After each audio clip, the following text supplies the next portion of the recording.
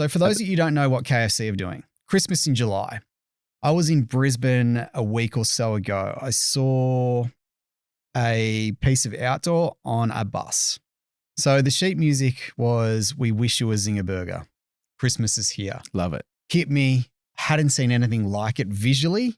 I started to sing "Wish You a Merry Christmas." Yeah. We wish you a Zinger Burger. Then I started to look at some other assets. And Henry, play this right now. This was the hero act from KFC. What the?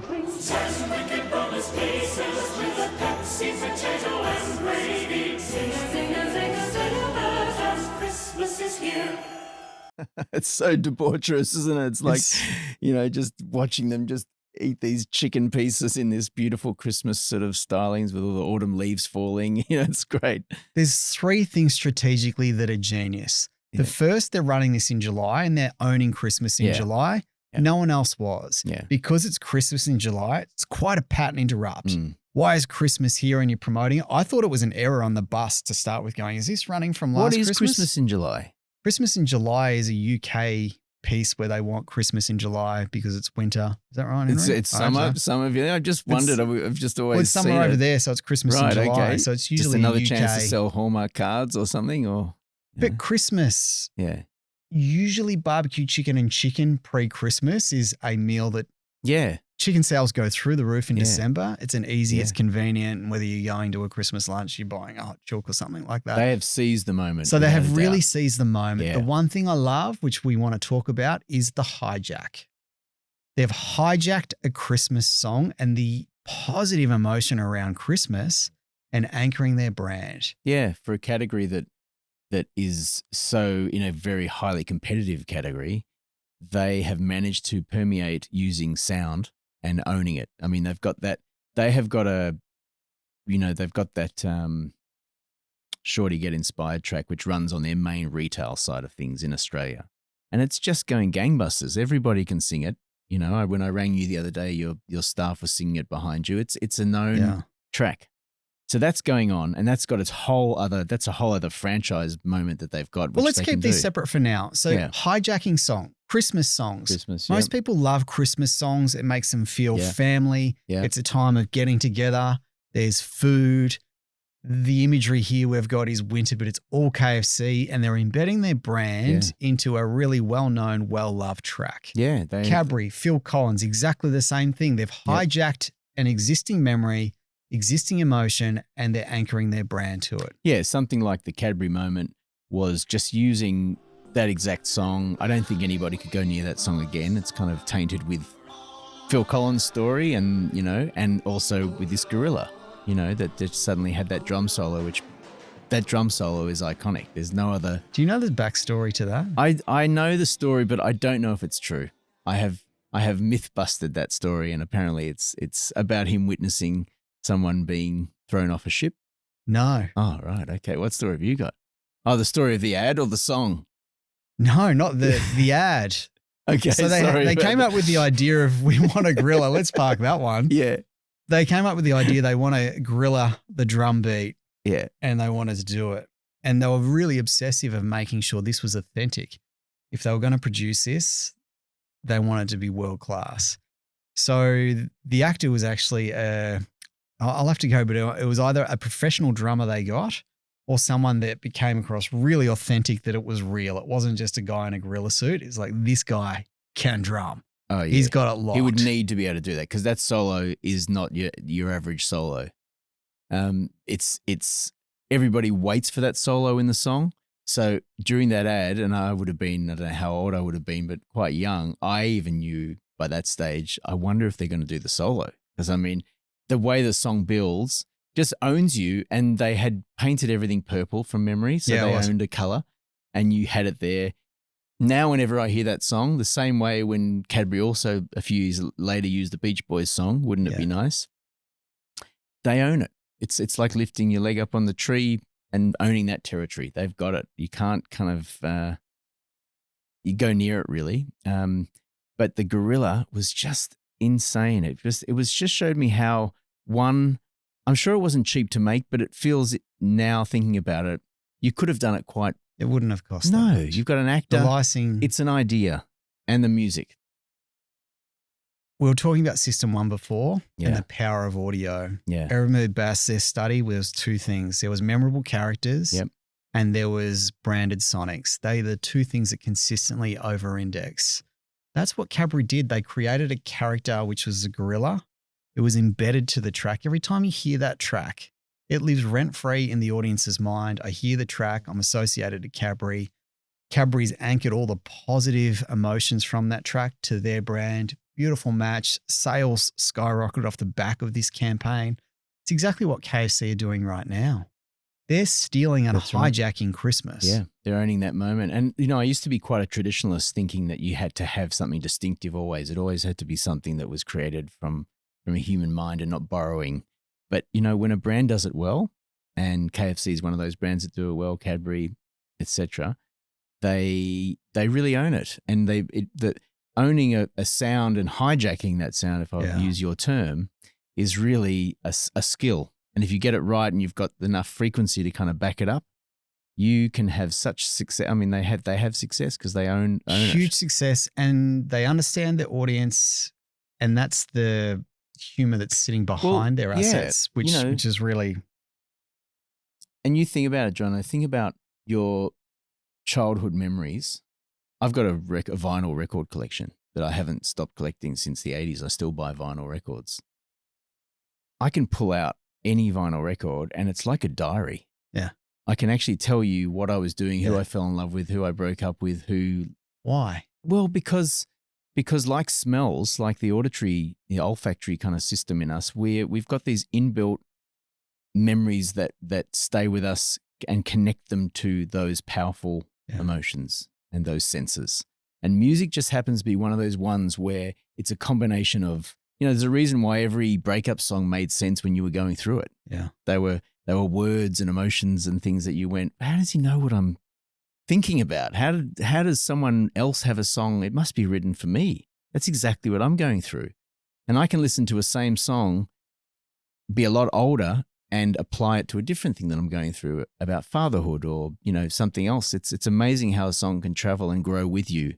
Now, if you own that song as a brand and that song can grow with you, I think it can have wonderful repercussions in terms of your consumer choices. It is. On Hijack, nostalgia, what we were talking about then, what you were going through as a 14-year-old, 17-year-old, a breakup, they're big moments, huge emotions that you're going through. Most people have a huge affinity to the music they were listening to when they were 13 to 17. They usually the songs that you really want to rewind the clock back to, and they make you feel young. So the songs that are happening now for that demographic may well, from what you're saying, it's almost investing in a future audience for a brand. It is 100%. That is exactly what it will be. Where these guys have won the trick, your Phil Collins, I Still Call Australia Home, Christmas carols.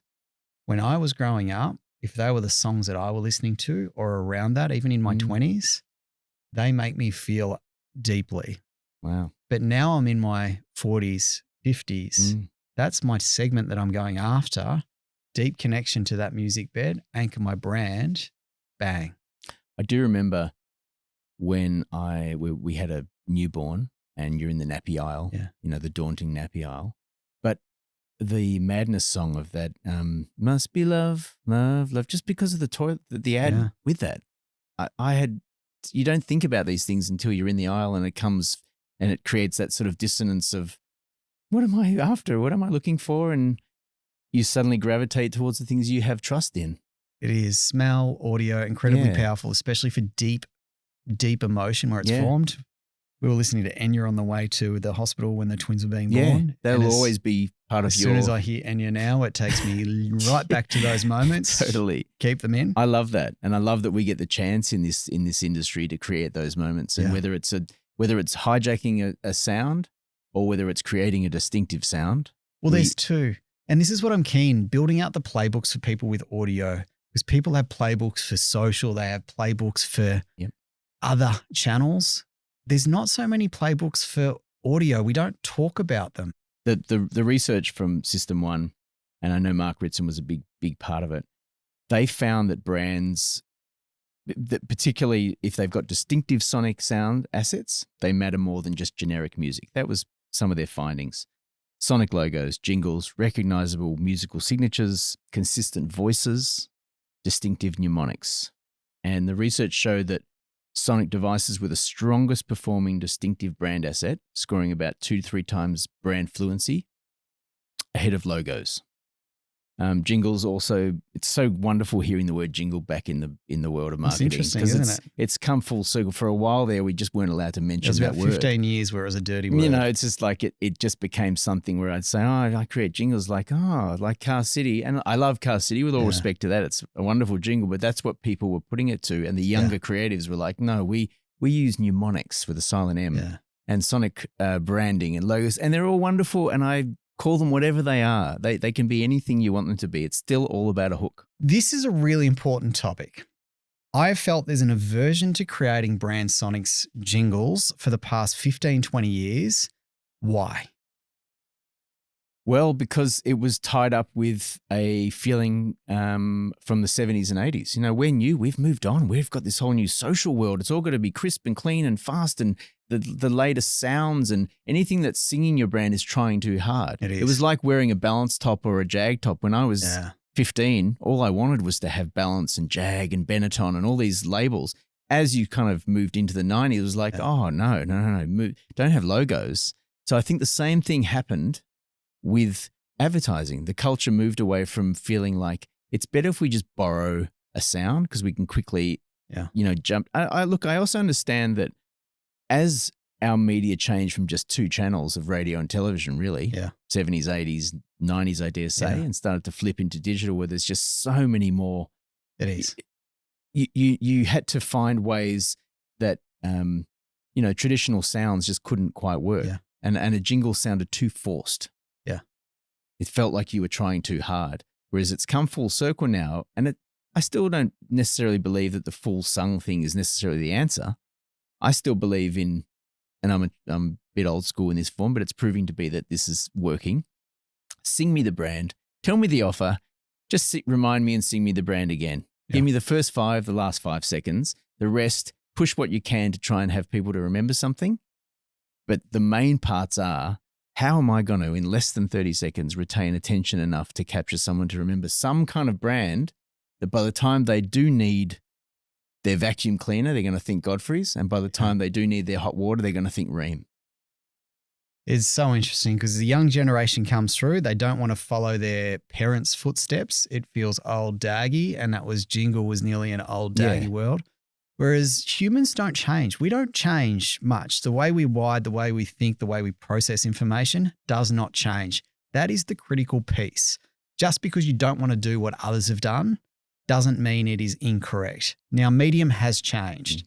The interesting thing with KFC, they have 2 assets. Henry, play the other one now, which is more their video asset. Shorty get inspired. How about that? How about that?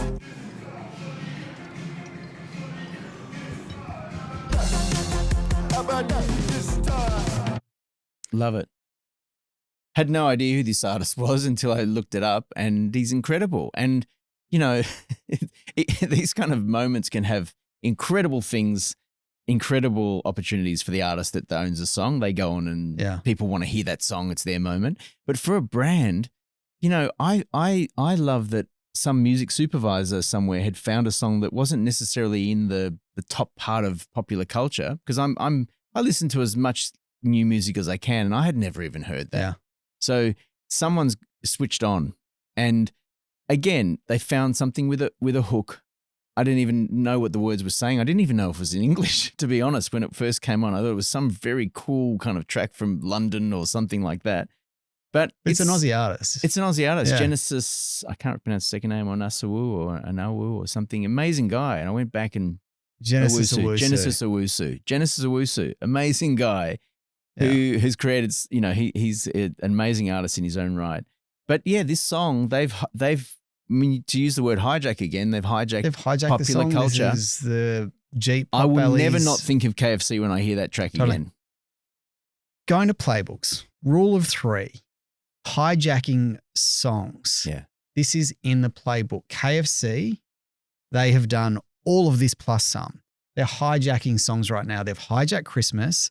If you go to their social feed, everyone goes, or there's a lot of people that would argue, audio is much harder in the world of social. Mm-hmm. Just have a look at KFC, what they are doing and how they are doing the 21 days of Christmas, the countdown. There's a new song every day that is social first, and it is genius.